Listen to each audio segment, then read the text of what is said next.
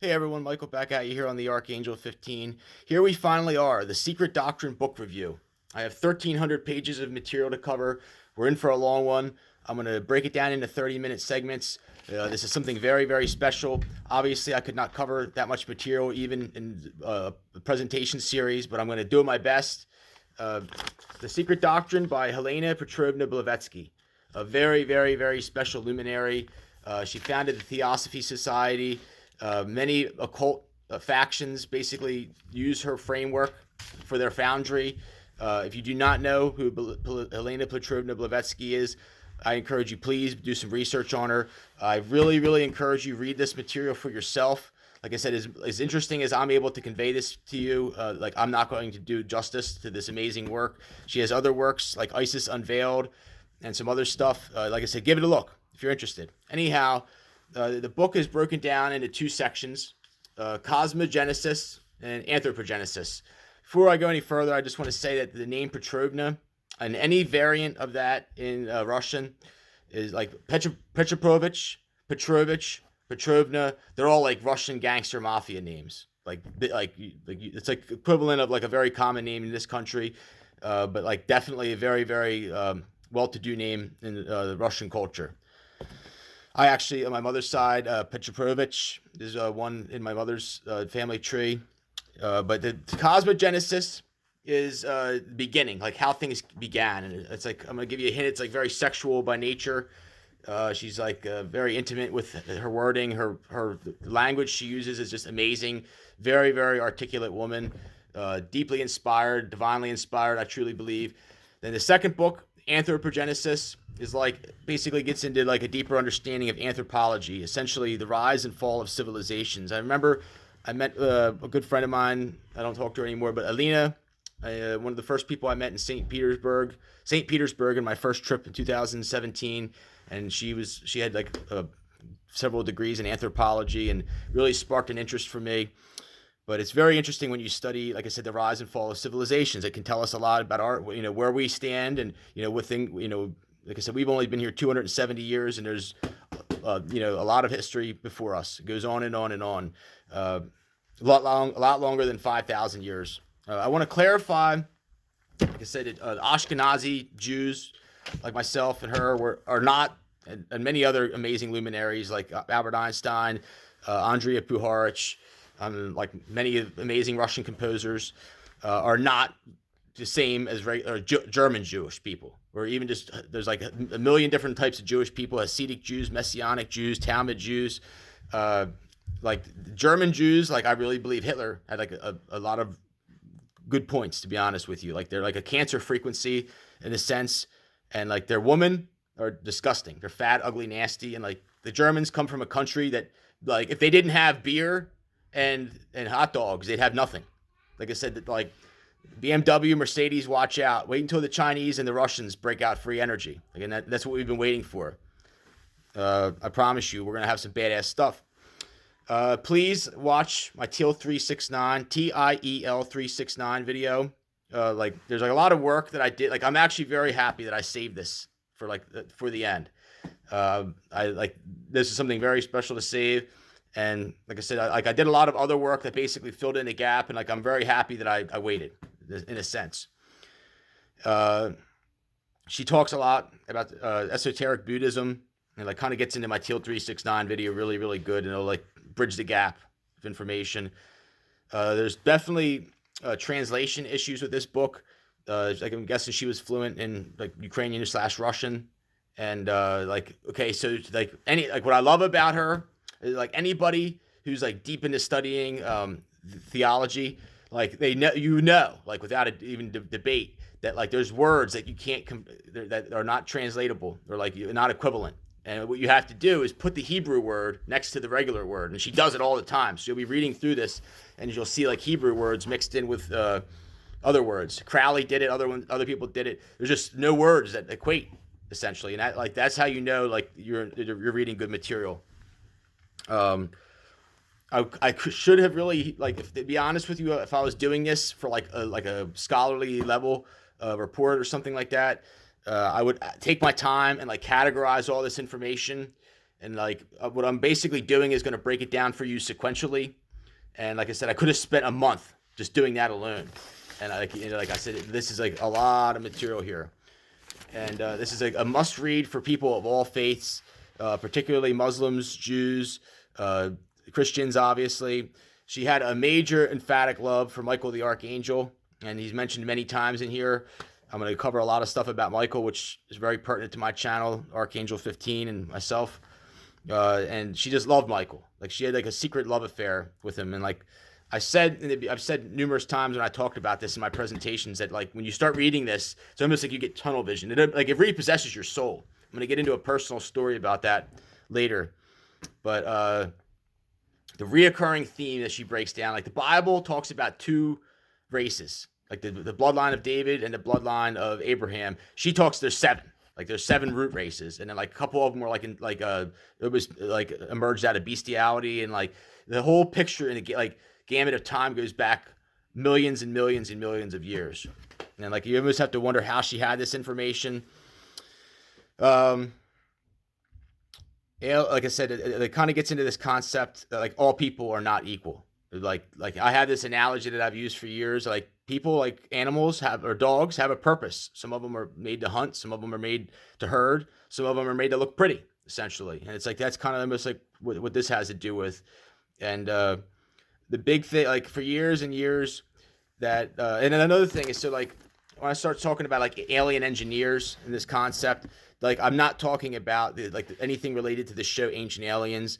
I really do not like that show. There's some really amazing stuff that they've talked about, but there's like 6 things that they like were paid by the Roman Catholic Church not to mention, specifically the ABRH negative bloodline, which I guarantee you Miss Blavatsky was like a descendant of, like myself.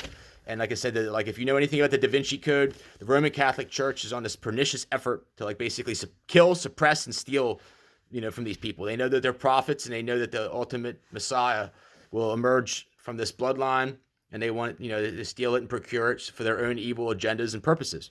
Bottom line. Again, I'm very sorry about doing this in an unorderly fashion. I'm not even started yet, and I'm already 7 minutes in, so I'm going to try to, like I said, expedite this if I can. The secret I'm going to give to you now is this understanding of esoteric Buddhism. And like I've said before innumerable times in my presentations, that the tools to do the job are always right there. It's whether you're cognizant enough to see it and realize it. And like essentially, like when you embrace this esoteric Buddhism and you want nothing, and you, like I said, you're happy in your own skin, and you live like where everybody else is living for today and dying for tomorrow. We're like, if you look at the Nirvana Nevermind album, there's this kid in a swimming pool with a dollar bill on a fishing hook. And like from very young age, we're taught to be consumers and like immersed in this consumerism. And, we have to buy a new car every 5 years. And, like I said, we have to build new houses, and we have to push all these drugs that don't really work and don't do anything when we have cures, like I talked about in my suppressed medical science stuff. And it's like all in the name of evil capitalism. And like I said, this is where like this divergence between Eastern philosophy and Western philosophy is really, really honed in. And like I said, a lot of, like I'm telling you right now, a lot of people really stole a lot of stuff from her. Like, well, not stole, but borrowed it. Like a lot of occult factions, like I said, they're based primarily off the work of Helena Blavatsky. She founded the Theosophy Society as well.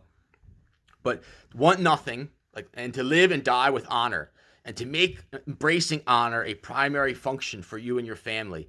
Like you can clearly see people who have it and people who don't have it. There's no in between. Like it's like a lot of people, in the military may understand this, what I'm saying, but it goes deeper than that. It's like something you almost have to be. It's almost like when you, like I said, you look at the Chinese military people, like you can tell that there's thousands of years of this ingrained in their blood, in their DNA. Like it doesn't just happen overnight. And like another thing is like the emphasis of like suffering and like theology and like this, and like, if you look at the book of Job, which is actually the first book of the Bible, the oldest book in the Bible is not in sequential order, chronological order. It's written in 3 different languages that have been the hermeneutics, the art of translation, have been disgraced over the years. Some stuff was left out, some stuff was not canonized, like the book of Enoch. I've said this innumerable times, but I'm going to say it obviously again. And like this understanding of hedging, like it like really bothers God in the broader sense, like, and suffering, like, okay, like like I said, like we're trained, live for today, die for tomorrow. Like go out and chase, all the desires and lusts of the world, and then you die tomorrow. And like I said, like you don't think about an afterlife, or you don't think about your consciousness carrying on, or the spiritual effects of like karma, or like just any like where you go when you die, or the afterlife. There's, like I said, none of this is like embraced, like in our culture. Did Jesus hedge? No. Did Moses hedge? No. Like I said, like did Job hedge? No. And like I said, like there's this underlying theme of sacrifice, like Jesus and Mary, and like God likes to test people from time to time, and like it brings out like there's a Bible verse: "For I reckon the sufferings of this present time are not worthy to be compared to that which shall be revealed in us." My favorite, that was one of my grandfather Granick's favorite Bible verses. What my favorite, the whole chapter of 2 Samuel 26. Again, 2 Samuel 26.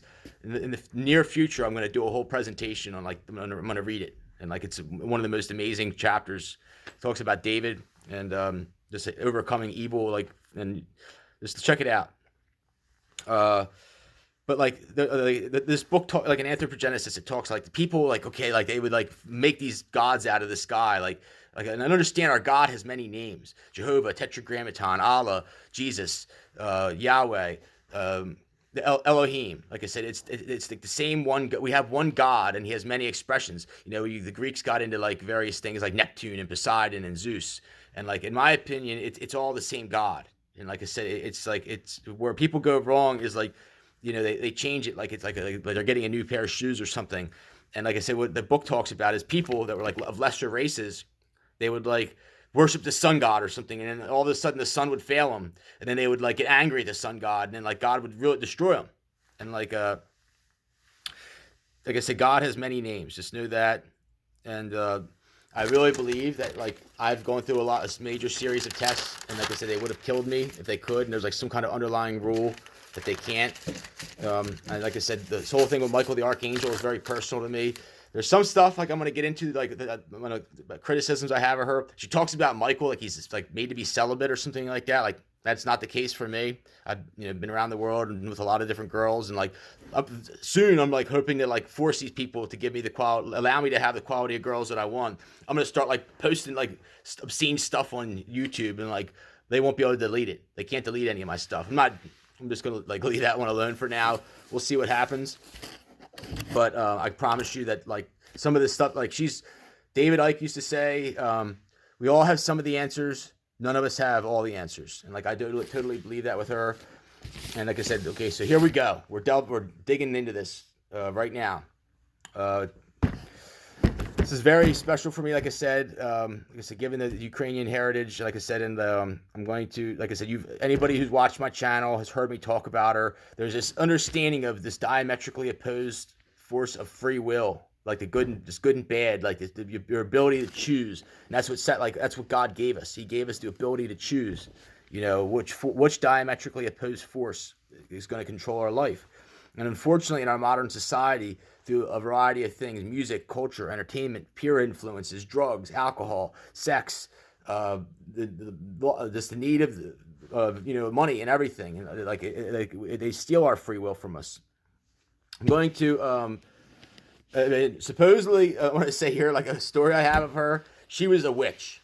Like she was like undeniably this woman. She was a witch, and she was such a witch that she could actually, a cuckoo clock, the bird would come out, and she said, "I don't like it," and it would stop. Like she had that much influence. Like you start getting into studying people of the Ashkenazi ABRH negative bloodline, it's not that far fetched. Like I can control the ionosphere, psychic abilities, telepathy, telekinesis, innumerable things. Control over the weather. She talks about all of this as well. And this is why they poison people, chemtrail the air, give us vaccines, you name it. But yeah, she was, like I said, a practicing witch, essentially. And I really should have started with Isis Unveiled. And, like, that probably would have, like, really been a good, like I said, like, the book to read prior to reading this. Prerequisite, I guess, what have you. But I'm happy with this. I don't really want to go any further. And she was big on pantheism, or a single entity of all religions, like a universal energy, kind of like the Indian Indian people are big on this. Like, gets into like a karmic energy, and like she talks over and over emphatically that our universe is based off the laws of karmic energy. She's real big on symbolism. I talked about symbolism in the past, like early in the front pages. She talks about Thor's hammer. Talked about that as well. When I first started getting into Thor's hammer, I was sitting outside, and like every time I would think of it, the wind would blow and the wind chime would go. Like it has that much esoteric value to it. Really, really, really deep when you get into Thor's hammer. And this like the Scandinavians and Vikings were big into it. The Germans, Odin. I'll get into this later. The swastika is not a symbol of hate. It goes back thousands and thousands and thousands of years before Hitler used it. The earliest one was found 9,000 years ago on like a wooden spoon carved from Ukraine. And there was like Hitler, if you look at the history of Ukraine, that's like one of the places Hitler targeted because he was like real big on the beautiful blonde hair, blue-eyed girls. And like a lot of the Germans, like I said, that's where they got it from. If you do see any Germans that are half attractive. I'm going to stop and I plug Jordan Maxwell stuff all the time. He has presentations on the cults, the 7 cults of Judaism. And like some of them are stellar based, some of them are lunar based, big ones with the lunar, and then sexual based as well. Like I said, we're in cosmogenesis now. We're at the origins of the universe, and it's very sexual by nature. The Big Bang Theory. I've talked about like Allah, Alleluia. The first words that a kid says is ooh and ah, the pleasure and pain sounds, sexual orgasms, ooh and ah, and like it goes on and on.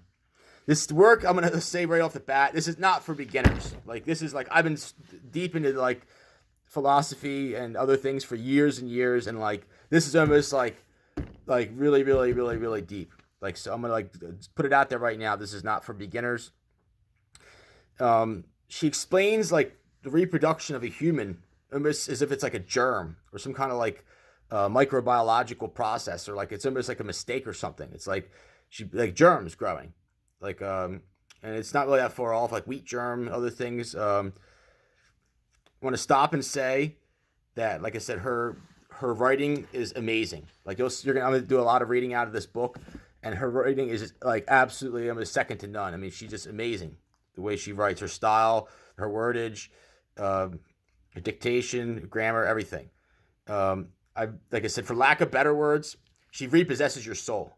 Like you start reading this, she will repossess your soul. Like if you thought you're a Christian or whatever, she takes you like to like my mother used to say that there's like various levels of understanding, like the bread level or the bread level, the meat level, and like very few people ever get to the meat level. Like people go to these BS Sunday sermons, and like they take everything. They want a happy little message. They go to some little dinner or something afterwards, and everybody leaves and goes home, and they come back next week, and it's like that really wasn't the point. She wanted to take you further, and like I take it that her and Crowley both were not fans of the Roman Catholic Church. In Ukraine, like I said, there's a big foundry of the Russian Orthodox Church. I mentioned before in Kiev. That is like the heart of, that was before Moscow. There's like 3 main areas that the Orthodox Church has been. The number 1 was in Kiev, Ukraine, with the monastery. I've been there. Amazing place. 1020 it was built. It's like older than a lot of the stuff in Rome. The oldest stuff that I found is in like Armenia. Armenia has some really, really, really old stuff, like 2nd, 3rd century stuff. But to the Russians and the Russian mafia, the monastery, like that's why they haven't destroyed Kiev yet and taken it by force. Like it's very, very, very important to the Russian people. And then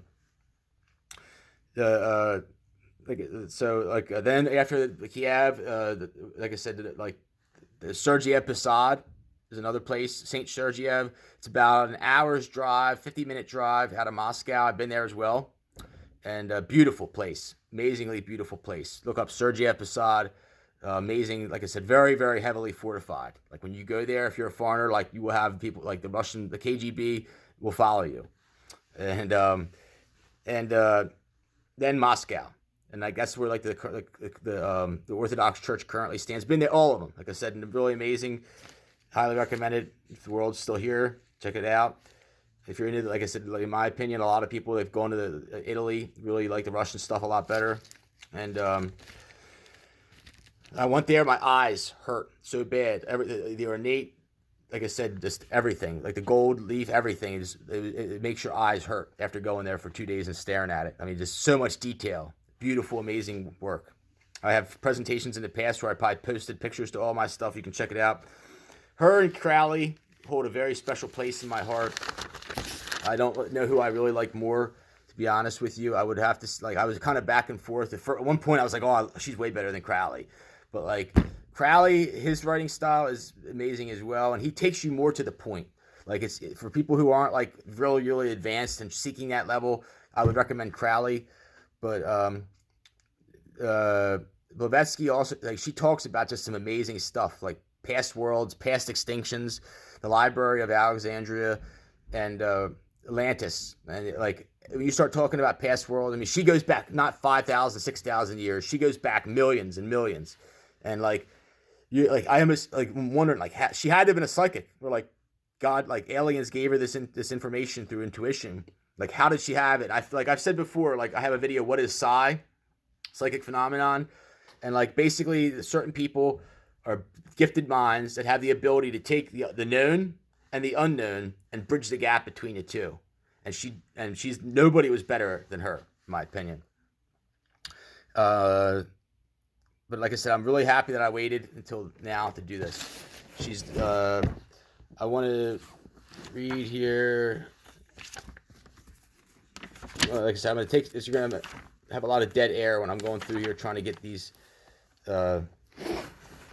pages right.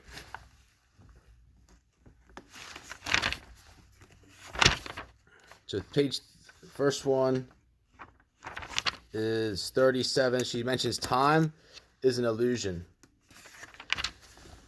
Time is an illusion produced by the succession of our states of consciousness as we travel through the eternal duration, and it does not exist where no consciousness exists, in which the illusion can be produced, but lies asleep. The present is only a mathematical line which divides the part of the eternal duration which we call the future from that part which we call the past. Like I said, I'm not going to go too deep on all of these, but like I said, there's some really, like, I mean, that's just amazing. I mean, like when you just, like I said, like to even come up with something like that. Albert Einstein also said time is an illusion. So moving along here.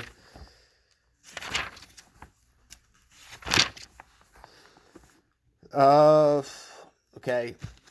She said it irritates me to use past, present, and future are miserable concepts of objective phrases and subjective whole. They are about as ill adapt for the purpose as an axe for fine carving. Like she's not happy. Like when you start, I have a presentation. What is the Akashic record? And like it talks about the past, everything past, present, and future are stored in the Akashic record, or the etheric plane. Past particle, present particle, and future particle. Like it's in the wave theory as well. Like enlightenment it kind of carries this as well. And she mentions like a deeper singular connection of sorts. And she really when she talks about reproduction, she talks about it as like a beautiful thing, like just really, really, really explicit. And I would imagine she was like pro-life, where Crowley was probably like ready to like sacrifice human sacrifice kids and stuff, and like two totally different styles with her and Crowley. And but I imagine, like I said, that she was pro-life and like would have been pro-life, I guess you could say. She's huge into numerology. She starts like especially the number 7 and the number 12. 12, she talks about the 12 tribes of Judah or whatever, the 12 months, the 12 apostles, she says 12 planets, 12 titans, and the zodiac, and so on. Like it goes on and on. The number 12, reoccurring thing. And like nobody really, in my opinion, does a better job than Blavatsky of going into the understanding of numerology. Like I said, specifically the number 12 and 7. She implies that Christianity, in parts, is a pagan knockoff religion of other doctrines. Definitely, like she definitely goes into this. Like basically, parts of Christianity are a pagan religion, just like Christmas. There's nowhere in the Bible where it says anything about Christmas, or that Jesus was even born on that day. And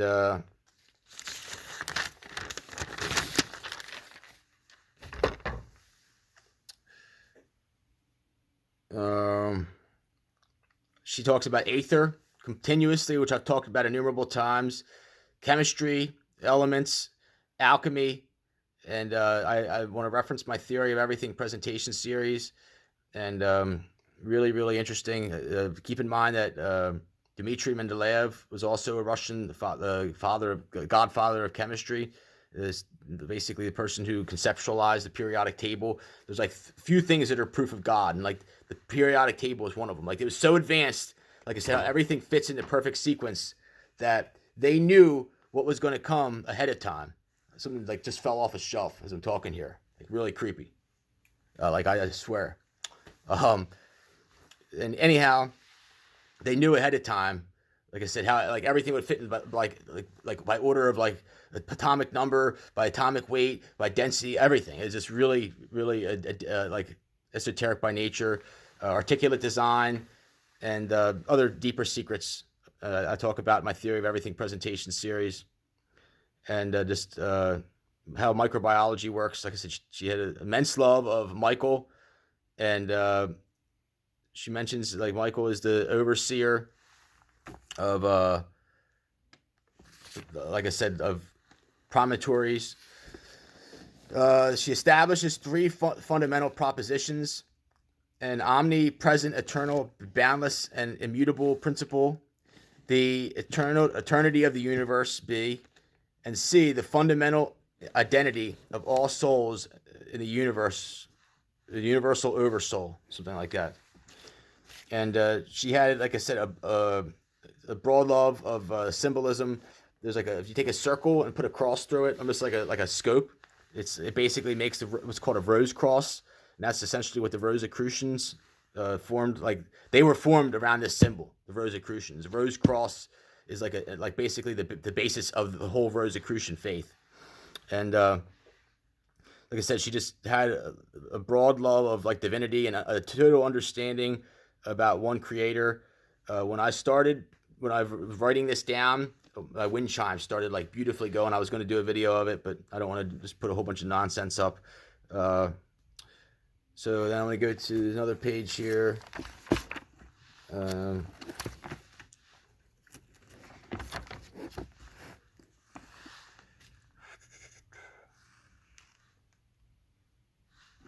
Darkness radiates light, and light drops one solitary ray into the mother deep. The ray shoots through the virgin egg.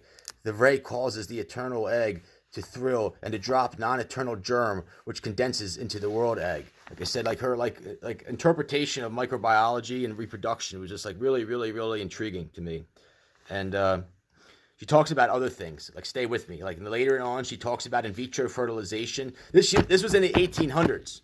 Before they even had cryogenic abilities for in vitro fertilization. And she says that like talks about the amazing abilities to do things under a microscope. She's like I'm gonna go like start off by saying that like I think she was very masculine, and like I can see why like at the time this concept would have been like really interesting, like alien phenomenon, and like you know a virago, like a really, really strong woman like her obviously probably didn't like the idea of getting jammed with a cock. Like she probably wishes she had a cock. Like I would say Crowley would agree with me on that. And like, but like it really makes me wonder. She like basically was saying like we didn't supposedly have it until the 1970s. You can look it up when in vitro fertilization came about, 1970s. And she was talking about it in the 1870s. And like basically was saying that the Indians and other people like really, and it makes me wonder like if they didn't have the ability for cryogenic freezing, then what were they doing? Like, you know, like waiting until wintertime and stealing somebody's genetics and then like taking them somewhere else, or like killing girls in the wintertime and taking their eggs. What she says about having a microscope and a dissection knife. They did have that. So they knew that they knew the concept was plausible. And it was probably not perfected until later on. Moving on here, she talks about this notion of the builders. Like there's, you know, the Bilderbergs.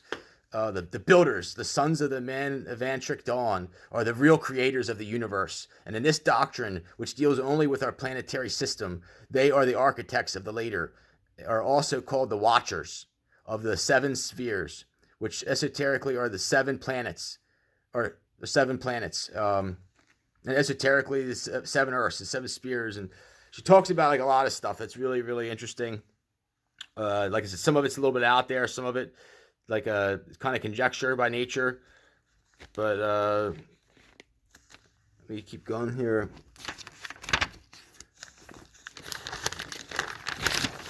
I'm actually going to stop right here and start part 2 of the Secret Doctrine book review. Please stay with me. I have a long, long way to go.